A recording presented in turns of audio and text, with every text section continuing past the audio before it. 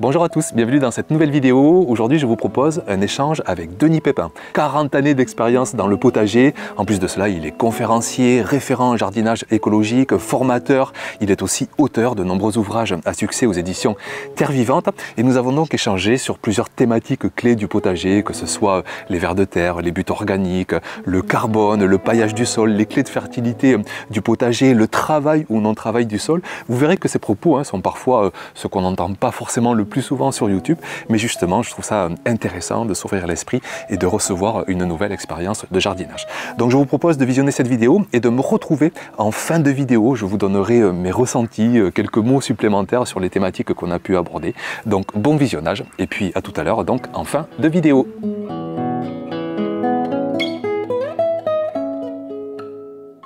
Enchanté Denis, merci beaucoup d'accepter cette invitation. Comment toi tu arrives à avoir un potager fertile et est-ce que tu peux résumer un petit peu ton approche peut-être de la matière organique? En partant d'abord du sol, hein, tu le dis souvent, le sol c'est vraiment ce qu'il y a de plus fondamental. Et un sol de potager, ça fonctionne pas du tout comme un sol de forêt ou de la nature. Il faut faire en sorte qu'il puisse avoir comment dire, permettre un enracinement extrêmement puissant partout, sur toute la profondeur et la largeur du sol. Il faut aussi permettre aux racines de puiser les sels minéraux en fonction de leurs besoins et au cours de leur croissance. Donc il faut un sol qui soit très très réactif, qui permette de libérer l'azote, le phosphore, la potasse, etc. très rapidement, parce que en quelques mois, une graine devient un légume parfois énorme. Il faut que ça puisse fonctionner à plein régime. Donc je me débrouille pour faire en sorte que la vie du sol fonctionne elle-même à plein régime. C'est vraiment le plus important. Donc tu parles d'un potager qui a besoin de beaucoup de nourriture rapidement. Du coup, quels sont tes apports prioritaires au potager annuellement? C'est qu'on parle souvent d'engrais, de compost, de paillage. Est-ce que tu as un échelon ou une priorité à apporter à ton potager chaque saison? Je privilégie le paillage, mais un paillage qui se décompose rapidement et qui apporte l'énergie et les éléments nutritifs dont les micro-organismes ont besoin. Et quand je dis micro-organismes, les plus importants, ce sont quand même les bactéries. Et puis une nourriture également qui permet de nourrir les vers de terre, qui vont contribuer avec les bactéries à améliorer la structure du sol. Un sol, faut quand même avoir en tête qu'une bonne terre, c'est au moins 50% de vide avec donc de la porosité remplie d'air et d'eau, et c'est 50% de plein, donc la matière solide. Et dans cette matière solide, on a souvent des idées fausses. On considère que plus il y a de matière organique et plus c'est fertile, et c'est pas le cas. Une bonne terre, c'est déjà 5% de matière organique. Ça suffit très très largement. Encore faut-il que cette matière organique et la terre elle-même puissent délivrer les éléments nutritifs. Alors le paillage, avec des éléments à décomposition rapide, permet d'entretenir en permanence l'activité biologique du sol, et qui va libérer de ces paillages les éléments nutritifs ensuite mis à disposition des plantes. Le compost avant des cultures très exigeantes, telles que les solanacées, les cucurbitacées, la plupart des choux, les poireaux, les rhubarbes, les petits fruits en général, mais uniquement avant ces plantes-là. Et après, les autres légumes, je ne mets strictement rien. Haricots, petits pois, carottes, etc. Je mets aucun compost. Je ne mets que avant les cultures exigeantes et à dose modérée. Quand je dis dose modérée, c'est au maximum 3 kg par mètre carré. Et c'est l'équivalent d'une fine couche de 5 mm sur le sol. C'est très peu. Alors que la plupart des gens mettent des épaisseurs à plusieurs centimètres.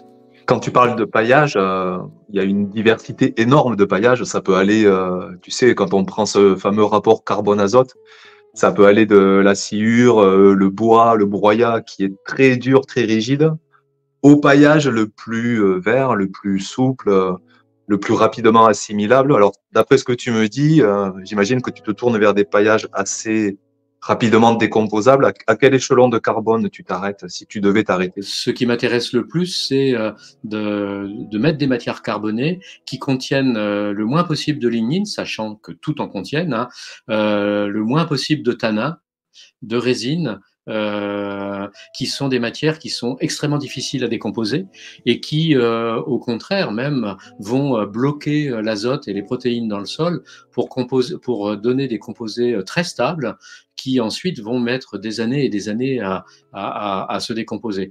La lignine, j'ai interrogé Marc-André Selos à ce sujet-là, et qui a fait un excellent livre sur les tanins. La lignine, il me disait que ça met entre 1 et 10 ans pour décomposer au maximum 50% de cette lignine. Si on en met de trop, de ces matières ligneuses, riches en tanins, riches en résine, en huile essentielle également, eh bien, à la longue, en quelques années, alors ça se fait pas tout de suite, mais en quelques années, en 10 ans à peu près, on peut arriver à des blocages au niveau du sol. Et moi, je l'ai constaté ça dans mon jardin, parce qu'à un moment donné, je mettais beaucoup de paillage à base de petites branches broyées, des feuilles persistantes broyées aussi. Et j'ai vu avec le temps des blocages, notamment au printemps, et je n'ai compris que tardivement, finalement, la cause de ça. Donc maintenant, je fais vraiment attention de mettre des paillages, comme de la tonte de pelouse, des feuilles mortes tendres, des petites branches maximum 1 an, donc les jeunes pousses de l'année, les restes du potager, les restes de cuisine également. En plein été, j'ai tendance à les étaler directement sur le sol. Voilà, tout ça contient beaucoup de cellulose, d'hémicellulose, de sucre, d'acides aminés qui vont nourrir les bactéries, les vers de terre, et se décomposer rapidement et libérer les sels minéraux. Donc voilà ce que je privilégie. Et donc quand j'entends parler de bois broyé pour mettre dans le compost ou pour mettre dans le paillage, eh bien maintenant je sais qu'il faut absolument arrêter ça. Maintenant c'est un peu mon cheval de bataille, parce que Ah oui. on n'avait pas le recul quand on en a parlé, et maintenant on a le recul. Donc il faut arrêter de dire des choses qui ne sont pas bonnes. Moi, je pense que c'est une erreur que j'ai pu faire en jouant à fond la carte du carbone, mais parfois un peu trop rigide avec les tailles de mes haies, avec les tailles de mes fruitiers, avec parfois même des tailles d'arbres que j'ai la chance d'avoir sur le terrain. Tout ça a été envoyé au potager.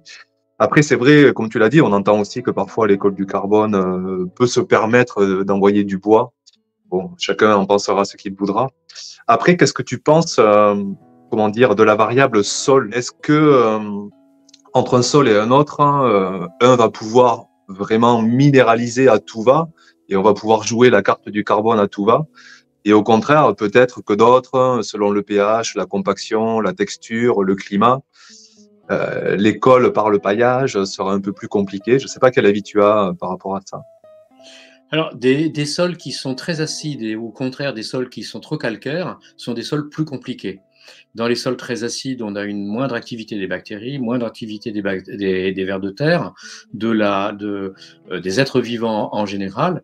Et dans des sols calcaires, on a un enrobage de la matière organique par le calcaire qui bloque complètement sa décomposition et qui fait qu'elle s'accumule dans le sol. Et puis, on a aussi un blocage de l'assimilation par les éléments minéraux. De l'assimilation des éléments minéraux par les plantes. Donc, l'idéal, c'est d'avoir une terre, une acidité proche de la neutralité, hein. Ça, c'est vraiment l'idéal, avec un peu de sable. Mais sachant que on n'est pas obligé de rajouter du sable dans la terre. Une terre, moi, j'ai une terre qui est limono-sablo-argileuse, et avec des sables fins. Tout ça se colmate terriblement et peut donner des sols très, très compacts. C'était ce que j'avais quand j'ai commencé à jardiner. J'avais même du mal à émietter la terre, hein. Et puis, c'est devenu une terre grumeleuse parce que finalement, la plupart des sols, on peut les transformer grâce à l'activité biologique. C'est-à-dire, il y a très peu de cas où le sol est de qualité insuffisante pour faire un potager. C'est pour ça que je peste aussi un petit peu contre tous les gens qui font la promotion des buts de culture. C'est une aberration la plus totale, c'est beaucoup de travail pour pas beaucoup de résultats, alors que pratiquement tous les sols, même s'ils font que 30 cm d'épaisseur, peuvent être améliorés et permettre une culture. Donc, vouloir changer la nature du sol, c'est en termes de jardinage biologique, écologique, et je dirais même en termes de permaculture, c'est une aberration, quoi. Il faut arrêter de raconter qu'il faut faire des buts, des lasagnes et des trucs comme ça. Ça n'a aucun sens dans la plupart des jardins. C'est vrai que l'écologie, c'est aussi en faire le moins possible. Et quand on voit le branle-bas que c'est de faire des grosses buttes organiques, Oui. Surtout que tu dis qu'il suffit de 5% d'organique, donc n'allons pas entasser 100% d'organique. La partie vivante du sol, c'est 0,25% du sol. C'est très peu. Et c'est cette partie vivante qui fait qu'une terre peut passer d'un stade compact, imperméable, à un stade grumeleux, très perméable et très poreux. Voilà, c'est voilà, une bonne matière organique avec une bonne activité des êtres vivants, ce qui sous-tend un sol pas engorgé en eau, bien oxygéné et pas trop acide ni trop calcaire. Voilà, c'est ça les paramètres essentiels pour améliorer la terre. Du coup, avec les seuls paillages, tu arrives à te passer d'engrais organiques qui ont la faculté d'être concentrés en minéraux. Toi qui disais, les cultures ont besoin quand même de beaucoup de minéraux en peu de temps, hein, puisqu'elles poussent sur 2, 3 mois. Tu arrives à te passer d'engrais organiques, tu arrives à te passer aussi d'apports venant du vivant animal. Tu fais que avec du résidu végétal ou tu as quand même des compléments minéraux. Les engrais organiques, je n'en achète jamais. Jamais, jamais. Donc j'en ai acheté un peu au départ, mais bon, il y a 40 ans, la terre était vraiment extrêmement pauvre, très compacte. J'avais fait des analyses et il y avait vraiment très peu de choses. Mais à part ces premières années, je n'ai jamais acheté d'engrais organiques. Donc les paillages, le compost, le recyclage permanent de tous les déchets du jardin, généralement suffit. Alors évidemment, ça sous-tend quelque chose qui n'est souvent pas dit, c'est que il faut quand même des surfaces importantes. Si on n'a que juste un petit potager de disponible dans des jardins familiaux, par exemple, ou partagés ou à côté de la maison, eh bien il faut pouvoir aller chercher à l'extérieur quand même des débris végétaux pour fertiliser cette petite surface. Alors on peut trouver des tontes de pelouse, on peut trouver des feuilles mortes, il suffit d'aller le long des chemins, le long des routes. La tonte de pelouse, il y a peut-être des voisins qui peuvent en donner. On trouve toujours des solutions. Et éventuellement, on peut acheter du foin. Voilà, on peut trouver des solutions. Mais généralement, les engrais ne servent à rien en vitesse de croisière. Le recyclage par le biais du paillage, le compost avant les cultures exigeantes, ça suffit largement. Alors, j'allais dire une petite exception, c'est quand on a eu un hiver extrêmement pluvieux, comme on a eu l'hiver 2023-2024. Beaucoup, beaucoup de pluie, tout le temps. On a eu vraiment des pluies, pas tous les jours, mais quasiment. On arrive en fin d'hiver où les reliquats d'azote peuvent être faibles, l'azote disponible. Donc dans ce cas-là, moi, ça m'arrive de faire un petit apport d'azote. Et là, j'utilise, jadis, j'utilisais de la poudre de sang. Hein. Et maintenant, j'utilise un petit peu d'urine de façon très parcimonieuse parce que on passe très vite du stade où il en manque à un stade où on en a trop.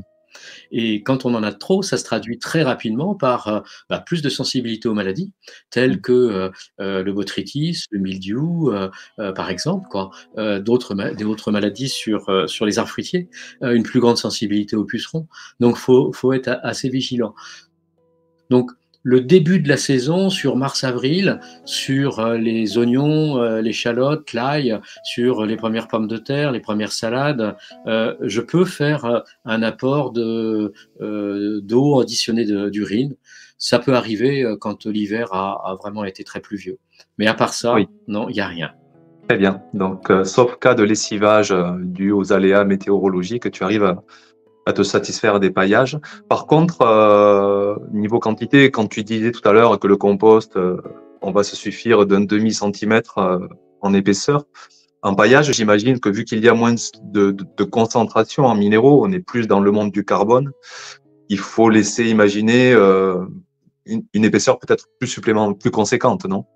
Alors dans les paillages, on n'est pas forcément dans le monde du carbone. Hein. Si on utilise des restes de culture, de feuilles de poireaux, je réutilise toutes les tiges de haricots, de petits pois, de fèves à la fin de la culture. Je coupe tout sur place et je laisse tout sur place au pied des légumes d'à côté, quoi. Quand j'utilise de la tonte de pelouse, bien sûr, il y a un petit peu de carbone, mais très peu. Donc, il y a beaucoup d'azote, beaucoup de sels minéraux qui sont rapidement décomposés et qui mettent pas des mois, voire des années, comme quand on utilise un paillage trop ligneux avec un rapport carbone-azote très élevé. Je mets des épaisseurs qui sont de l'ordre du 1, 2, voire maximum 3 cm d'épaisseur. Et puis il arrive la période de l'automne et de l'hiver, et quand il y a de la place libre, eh bien, je mets des engrais verts. Les engrais verts, avec les légumes en place, vont stocker des éléments minéraux Et quand on les coupe, ben, c'est restitué, de couper l'engrais vert suffisamment jeune pour qu'il ait le temps de se décomposer aussi, et pas l'attendre qu'il soit trop ligneux. Donc voilà, un recyclage permanent, permanent, permanent dans le jardin. Alors, de ce point de vue-là, le travail du sol est intéressant, parce que le travail du sol, il va activer la minéralisation, c'est-à-dire la décomposition de la matière organique et la libération des sels minéraux. On critique beaucoup le travail du sol, mais les plantes se nourrissent de la matière organique qui se minéralise. Donc il faut, dans un potager, favoriser cette minéralisation pour nourrir les plantes très rapidement. C'est la question que j'allais naturellement te poser.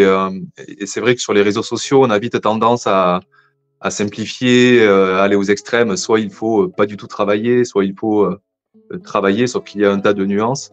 Bon, ici, j'essaie de faire un léger travail pour pas non plus trop oxygéner. Est-ce que toi, tu as une notion de compromis entre aération à tout va, ne pas toucher au sol? Où est-ce que tu te situes dans cette approche du sol, travail ou pas?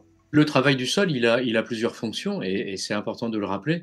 La première fonction, c'est de justement décompacter et ramener de l'oxygène dans le sol. Naturellement, pratiquement tous les sols se compactent. C'est la tendance, par leur propre poids et par l'eau, sauf les sols très sableux, mais ils se compactent. Donc, il y a toujours une baisse de porosité au cours de l'hiver, au cours de l'année, mais surtout au cours de l'hiver, une baisse de l'oxygénation. Or, les racines ont besoin d'oxygène pour fonctionner. Les bactéries qui entourent les racines, qui forment une sorte de microbiote racinaire, ont besoin d'oxygène. La vie du sol a besoin d'oxygène. Les vers de terre ont besoin d'oxygène. Voilà, tout le monde a besoin d'oxygène. Si on n'a pas assez d'oxygène, on a des poches d'anaérobie, et là, on rentre dans des fermentations anaérobies avec des micro-organismes qui, généralement, sont plutôt on va dire, pour simplifier, toxiques pour les racines et pour les plantes. Donc, il faut toujours le plus possible d'oxygène. Donc, le travail du sol a pour fonction d'oxygéner, de décompacter. Il a aussi pour fonction d'incorporer la matière organique dans les premiers centimètres du sol, là où il y a les micro-organismes. Sinon, on a un archipel de matière organique dans un océan de terre minérale, et ça fonctionne pas bien, il faut quand même mélanger, quoi. Les vers de terre le font, mais on sait qu'il faut entre 10 et 15 ans pour que les vers de terre consomment toute la couche de sol sur une épaisseur de 30 centimètres. Ils sont bien gentils, mais ils vont pas vite. Et moi, je mange tous les jours. Et donc, j'ai besoin de cultiver tous les jours et d'avoir des légumes au top de la production tous les jours. Donc, je tiens compte des vers de terre, mais je sais qu'il faut que je complète leur travail. L'autre travail du sol, c'est aussi pour préparer le lit de semences pour les semis, ou quand on fait une plantation, pour que les racines se développent de façon très intense, en largeur et en profondeur. Et puis la dernière fonction que je vois aussi, c'est une fonction pour aller éliminer une partie des ravageurs du sol, parce qu'il y en a. Il peut y avoir des vers blancs, des vers gris, des taupins. En travaillant la terre, on les voit, et donc on peut les éliminer. Il peut y avoir aussi des galeries de campagnols, et là, ça permet de les détruire. Et le travail du sol, notamment au printemps ou à l'automne, ça permet aussi d'éliminer une très très grande partie des limaces, des escargots et des œufs qui sont pondus à cette période-là, en asséchant la terre de surface. Donc, il ne faut pas dire que le travail du sol, c'est pas bon. Par contre, le retournement du sol, c'est pas bon. C'est-à-dire mettre la couche du dessus en dessous, et la matière organique du dessus en dessous, ça c'est pas bon du tout. Donc le labour ou le bêchage avec retournement, évidemment non, mais le travail du sol pour préparer la terre à l'aérer, etc., oui. Et donc on utilise des outils tout simples, hein. La grelinette, tout le monde connaît. Mieux que la grelinette, la campagnole, qui est une super grelinette avec des roues et des contredents, qui font un travail infiniment plus rapide, de cisaillement des mottes, oui, suivi d'un travail au croc. Mais parfois, quand l'hiver n'a pas été trop pluvieux, ou quand la terre s'est suffisamment asséchée, un simple travail du croc permet d'émietter la terre. Donc en fait, c'est pas moi qui décide, c'est la terre, son état. Si elle est suffisamment compacte, parce que la vie du sol a moins bien travaillé, il a fait trop pluvieux, il a fait trop froid, bon bah ça peut arriver. Donc bah je fais le boulot à leur place, hein, je complète. Donc là, je vais davantage travailler avec la grelinette et surtout la campagnole. Si la vie du sol a très bien fait le travail parce que les conditions d'hiver étaient très bonnes, bah moi je complète juste avec le croc. Souvent, voilà, en gros, une année sur 3, ça suffit. Et là, je suis très content parce que j'ai moins de travail et c'est moins fatigant. Il y a juste une certitude, c'est on n'enfouit pas en profondeur la matière organique et l'horizon de surface, la couche de surface, on ne la met pas en profondeur. Donc le retournement, non, mais le travail du sol, oui. Du coup, oui, j'ai l'impression qu'on se rejoint, on est un petit peu dans un équilibre, parce que tu ne parles pas, je vois, d'engins motorisés. Encore récemment, j'ai visité une ferme bio-intensive avec une approche notamment inspirée par Jean-Martin Fortier, tu dois connaître, un jardinier Oui, maraîcher. oui. Il préconise vraiment de préparer les 5-10 premiers centimètres avec des herses rotatives, préparer un lit de semences très oxygéné. Je ne sais pas ce que tu penses de ça, par exemple, si on va plus loin dans l'oxygénation de sol, qu'est-ce que tu en penses? Alors, on ne peut pas comparer les conditions de culture du maraîcher et celles du jardinier. C'est pas du tout la même chose. Donc, Jean-Martin Fortier, je le connais un petit peu, je l'ai déjà rencontré. S'il fait ça, c'est que ça lui permet de gagner du temps. Il a aussi des revenus à assurer à lui-même, ses salariés. Donc, il n'y a pas de problème. Il faut qu'il aille vite et il travaille pas très profond. On travaille de la bonne terre avec de la bonne terre. Enfin, je veux dire, il ne travaille que dans la bonne terre. Je ne suis pas hostile non plus au travail du sol motorisé, si à un moment donné, c'est la condition pour continuer de jardiner quand on est trop âgé, qu'on n'a pas le temps parce que y a le reste de la vie, le boulot, les enfants, la famille. On peut être amené à utiliser un outil motorisé, mais le plus important, que ce soit avec des outils non motorisés ou des outils motorisés, ce sont les conditions au moment où on travaille la terre qui comptent, quoi. Mm. Avec un outil à dents, si la terre est humide et si avec les dents, en faisant des mouvements de va-et-vient avec la fourche à Mm. bêcher ou la grelinette, on compacte la terre parce qu'elle est trop humide, on fera d'aussi mauvais travail que si on utilise une motobêche avec une terre dans de bonnes conditions. Donc c'est très important de prendre la terre toujours quand elle est jamais trop humide, légèrement humide, pas trop sèche non plus. Et quand on la prend dans la main, c'est ce que je fais à chaque fois, je la prends dans la main, je serre la main. Si elle a tendance à se compacter, elle est trop humide et je vais attendre ou bien je vais mettre des protections avec un tunnel plastique. Si en la tassant dans ma main, elle s'émiette plutôt, ça veut dire qu'elle va bien s'émietter avec un outil, quel qu'il soit. Quel qu'il soit. Alors, le motoculteur, oui, il va malaxer sur 30 centimètres. Mais si on regarde bien ma terre, elle fait 30 centimètres de terre relativement foncée. La terre plus claire arrive seulement après. Même avec un motoculteur, si je remue de la terre de la bonne avec de la bonne sur 30 centimètres d'épaisseur, franchement, je ne vois pas où est le risque important pour la fertilité du sol à long terme, quoi. Et puis dans le motoculteur, on peut choisir un motoculteur avec une vitesse de rotation lente. Donc il fait un travail tout en douceur. Moi, je ne l'utilise Mm. pas pour le moment, mais le jour où je me sentirai plus la force suffisamment de travailler la terre, mais que je me sentirai la force de continuer de cultiver quand même, et on arrivera tous à ce stade-là où à un moment donné nos forces baisseront. On peut avoir mal de dos à un moment donné, mal de genou, un ménisque qui lâche ou je sais pas quoi. Si le motoculteur c'est la condition pour pouvoir continuer de jardiner, on fait un compromis. Et voilà, c'est le curseur du compromis qu'il faut savoir déplacer en fonction de la situation, mais surtout pas de position Mm. intransigeante. Pour aller à l'autre extrême, aujourd'hui, on parle encore beaucoup de non-travail de sol, sans parler de contexte, juste, notamment dans la permaculture, il y a eu presque un excès, je trouve, sur cette phrase, ne jamais toucher au sol. Donner toute confiance, notamment aux champignons, aux réseaux mycorhiziens, aux vers de terre, aux bactéries, aux micro-macro-organismes. Là-dessus, tu ne penses pas que peut-être dans des contextes idéaux de pH, de texture, de climat, la seule fertilité biologique puisse se... Tu le dis d'ailleurs peut-être, hein, à des moments, tu constates que ta terre est déjà presque suffisamment aérée. Est-ce qu'il y a des contextes idéaux de non-travail de sol?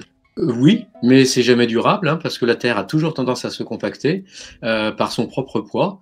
Les cols, le mucus fabriqué par les bactéries et les vers de terre a tendance aussi à être lessivé par la pluie. Donc à l'issue d'un hiver très pluvieux, beaucoup de cols bactériennes qui fabriquent la structure grumeleuse ont pu être lessivées, donc le sol se recompacte d'autant plus.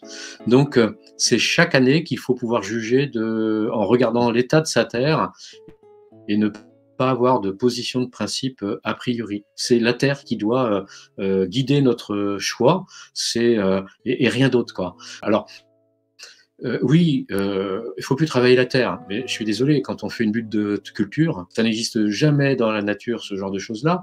On enfouit de la matière organique, donc on peut avoir tous les discours qu'on veut, mais là, l'enfouissement de la matière organique en profondeur, on le fait. Et c'est complètement anti-écologique, anti-agronomique, anti-fonctionnement naturel d'un sol. Donc, il faut, bon, voilà, évacuer beaucoup de choses aberrantes, hein. Le travail du sol, moins on le fait, mieux c'est. Mais ça reste nécessaire. Il faut arrêter de prendre le modèle de la nature comme étant le modèle auquel il faut se référer en permanence. On s'en inspire, on tient compte bien sûr du fonctionnement de la vie du sol oxygéné, aéré, sans excès d'eau. On tient compte de la manière dont la matière organique se décompose, la manière dont les bactéries se nourrissent, la manière dont les vers de terre se développent. On tient compte de tout ça, mais on n'est pas dans la forêt. Donc on s'adapte à un contexte de jardinage intensif, de production intensive de légumes. Pour parler un petit peu égoïstement de mon contexte, hein, on peut dire aux gens qui nous regardent qu'on en a eu déjà discuté, mais peut-être en parler entre guillemets publiquement. Tu as compris que voilà, après presque 10 ans d'apport conséquent de paillage, mais aussi de lignine, très peu de travail de sol, en plus un sol donc qui a un pH élevé, une eau d'arrosage aussi qui a un pH naturellement élevé dans la région. Comment tu peux un petit peu me sortir de ce bourbier là qui s'accentue en été et espérer avoir des prochaines saisons plus productives et donc plus écologiques, comme tu dis, puisque plus on produit au mètre carré et mieux c'est, quoi. Tu as mis beaucoup de copeaux de bois dans ton compost, ou même tu as pris du compost de déchetterie qui contient beaucoup de copeaux de bois. Tu as mis beaucoup de copeaux de bois également en paillage. Donc, tu as massivement fait monter le taux de lignine et rapidement dans ton sol, ce qui conduit après quelques années, une dizaine d'années, si j'ai bien compris, à un blocage, quoi. Donc, maintenant, il y a excès de matière organique. Dans ton compost que tu continueras de faire quand même, tu ne mettras plus jamais de bois, plus jamais de branches. En structurant, faut ne mettre que des petites brindilles, par exemple des fleurs sèches, des tiges sèches de fleurs qui mettent un petit peu plus de temps que les déchets de cuisine à se décomposer, quelques semaines de plus, mais ça suffit pour maintenir une bonne oxygénation dans le compost. Là, donc mettre du compost demi-mûr qui est encore en pleine activité avec plein de petits vers dedans, dans lequel il y aura encore de la cellulose, des sucres, des acides aminés qui vont très bien nourrir la vie du sol. Donc arrêtez le compost mûr. Donc je le redis, dans ton compost, ne plus mettre de matériaux, de matière végétale trop ligneuse. Et puis cultiver des matières, apporter que des matières jeunes à la surface du sol, en paillage, tonte de pelouse, restes de culture, feuilles de poireaux, feuilles de choux, feuilles de salade, fans de radis, de navets, etc. Tout ça, les laisser sur place. Engrais verts, systématiquement, dès qu'il y a de la place, même pour 2 mois, et ces engrais verts, plus on les cultive, on les coupe jeunes, moins ils ont de lignine, plus ils favorisent les bactéries, les vers de terre, ils se décomposent rapidement, et ils entretiennent une bonne terre grumeleuse avec une bonne activité biologique. Il faut savoir que plus l'activité biologique est intense, plus le sol s'acidifie. C'est un effet pervers. Mais c'est-à-dire que l'activité biologique acidifie le sol. Tous nos sols cultivés ont tendance à s'acidifier. Il faut le savoir. Toi, tu as l'antidote qui est la présence de calcaire dans ta terre. Tu en as trop. Donc l'acidification est plutôt une bonne chose pour toi. Pour moi, il faut que je compense en mettant justement du calcaire. Et les gens que je connais qui pratiquent, qui interviennent beaucoup comme pédologues, ils sont très souvent sollicités. Hein. Le gros de leur travail, c'est de répondre aux appels au secours de maraîchers qui ont mis beaucoup de matière organique pendant des années et qui arrivent, comme toi, au bout d'une dizaine d'années, 15 ans, à blocage complet de leur production, de la croissance des plantes. Et en plus, eux, il faut ajouter, c'est la tourbe hein, qu'ils utilisent pour faire leur mini-motte, etc. Donc, on a le recul maintenant, on sait que trop de matière organique, les effets négatifs ne se font pas sentir les premières années. Au contraire, au départ, on voit ça pousse, et très vite, on tire des plans sur la comète et on donne la leçon à tout le monde. Mais très rapidement, enfin, au bout d'un certain temps, 10 ans, 15 ans, eh bien, on voit pratiquement tout le temps un effet dépressif. Donc, voilà, il faut toujours revenir à des choses simples. Une bonne terre, c'est 50% de vide, d'où le travail du sol en complément de la vie du sol, et nourrir les bactéries pour qu'elles fassent ce travail de structuration en structure grumeleuse, compléter des vers de terre. Et dans la partie pleine, c'est 95% de matière minérale, 5% maximum de matière organique. Et il n'y a absolument pas de raison d'aller au-delà, quoi. Et concernant un problème qui nous concerne, je pense tous, voire même énormément, je sais que d'ailleurs je ne l'ai pas assez traité sur la chaîne, c'est la gestion des herbes indésirables. Tu sais que la nature déteste le vide et sitôt un bout de terre à nu ou un interrang à nu, on peut avoir rapidement des herbes spontanées. Est-ce que tu es embêté avec ça? Est-ce que tu as trouvé un miracle, une bonne gestion, en tout cas au quotidien? J'ai pratiqué pendant plusieurs années le faux semis, c'est-à-dire que j'ai travaillé la terre en surface pour faire germer les graines des herbes indésirables que je coupais aussitôt dès le stade plantule avant de mettre une autre culture. Donc j'ai beaucoup éliminé le stock de graines qui était dans le sol. Le paillage, pratiquement, alors je vais dire 12 mois, 10 mois par an. Dès que je peux, je paille. Donc le paillage empêche la germination des graines indésirables. Et puis surtout, c'est que je sème en rang, jamais à la volée, pour pouvoir biner, sarcler très précisément, avec un sarcloir de part et d'autre du rang. Dès que je vois le rang de légumes semés, levés, et dès que je vois des graines à côté, hop, je les sarcle. Je n'attends pas. C'est-à-dire qu'il ne faut pas procrastiner dans ce domaine-là. C'est une lutte permanente, mais cette lutte paye parce qu'ensuite, on est vraiment tranquille. Bon, eh bien, merci beaucoup, Denis. Je rappelle un de tes derniers ouvrages, Compost et paillage. J'en parle souvent sur la chaîne parce que je trouve que c'est vraiment un boulot de dingue qui a été fait dans ce livre. Des tonnes d'études, d'expériences, 30 années qui sont témoignées. Je le conseille vivement. Je sais que tu as écrit aussi d'autres bouquins à terre vivante, notamment Désherber sans produits chimiques, beaucoup de livres autour de la thématique du paillage qui t'est assez cher. Merci beaucoup de nous avoir accordé de ton temps. Merci, avec plaisir. Au revoir, Denis. Alors j'espère que nos échanges vous auront intéressé et je vous propose de revenir un petit peu plus en détail sur des thématiques qu'on a pu aborder, vous donner un petit peu mon ressenti.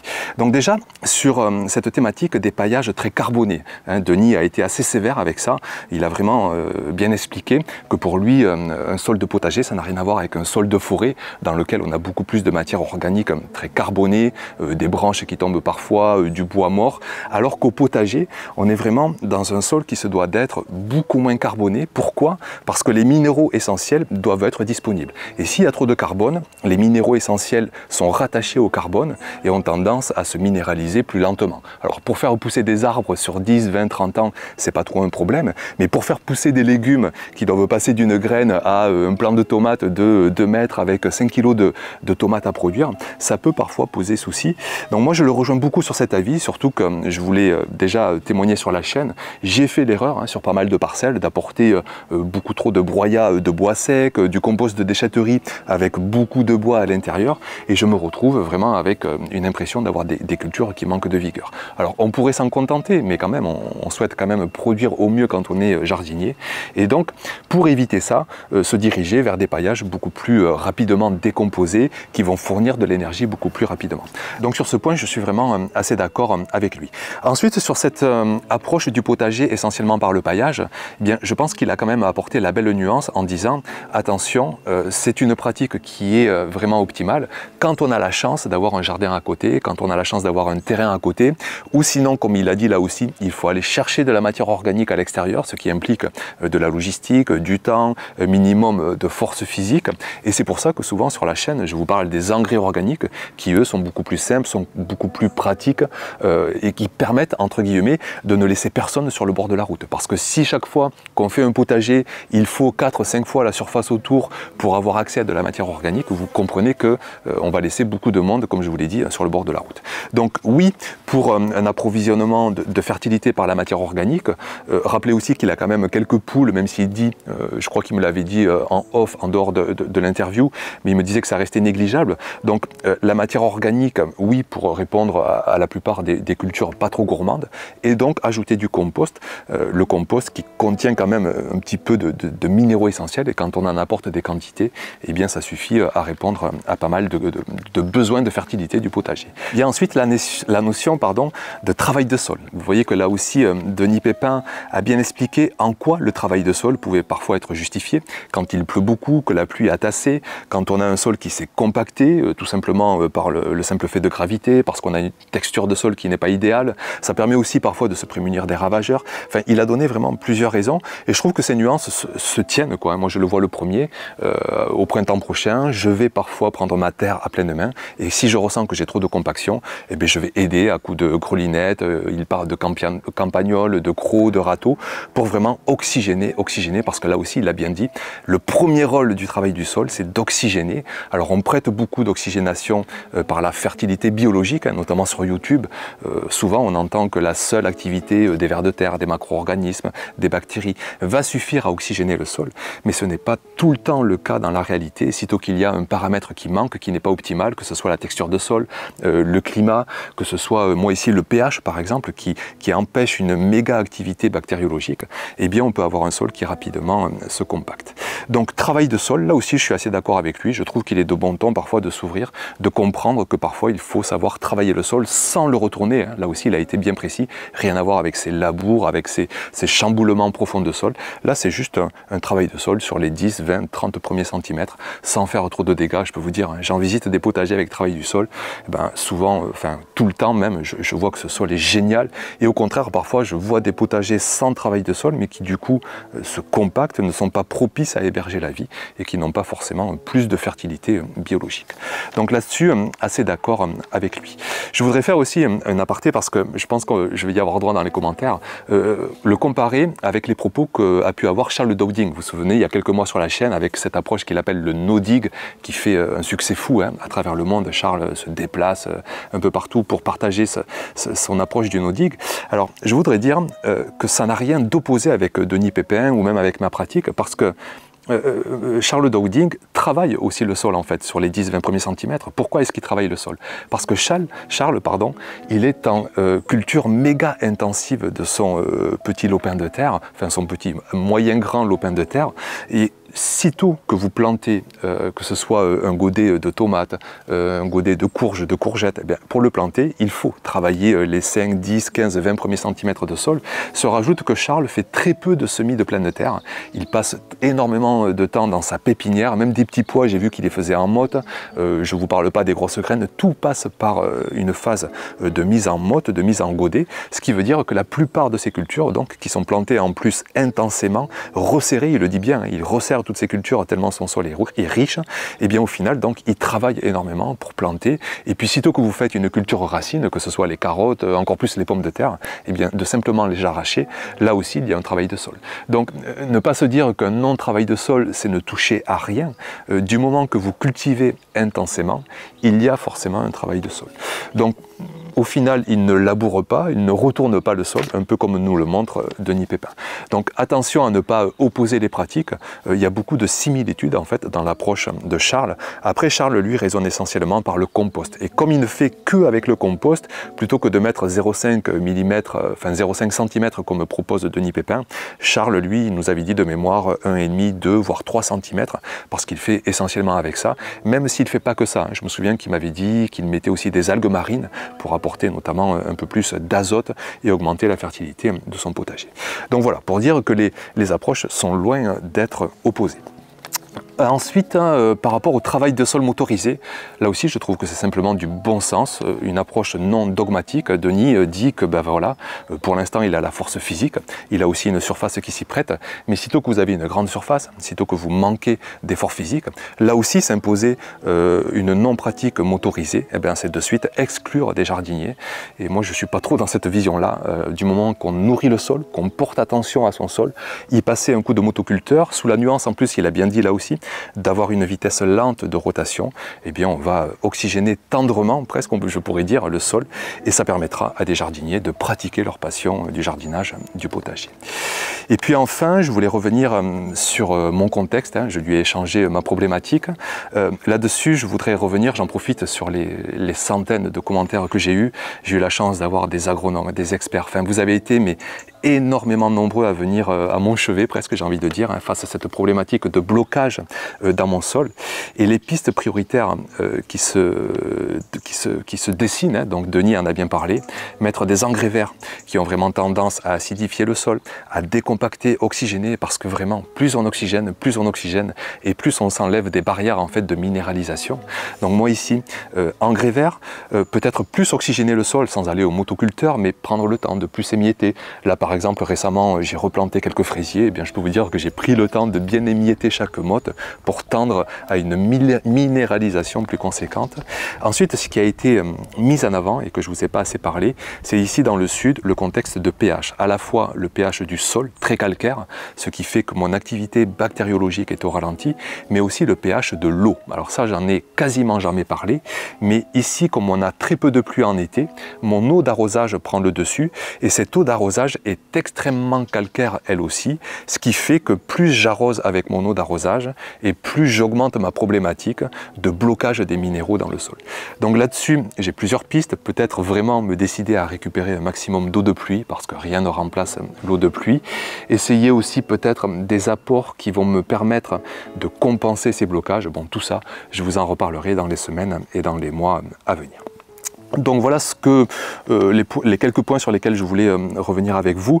N'hésitez pas bien sûr dans les commentaires d'apporter vos avis, toujours avec bienveillance. Je me permets d'insister, mais c'est tellement important quand on s'ouvre l'esprit à d'autres pratiques, de vraiment ne pas arriver et dire moi j'ai la vérité et vous êtes tous des idiots. On est là pour échanger, débattre ensemble. Donc merci beaucoup pour votre attention et puis à très bientôt bien sûr pour de prochaines vidéos. Ciao!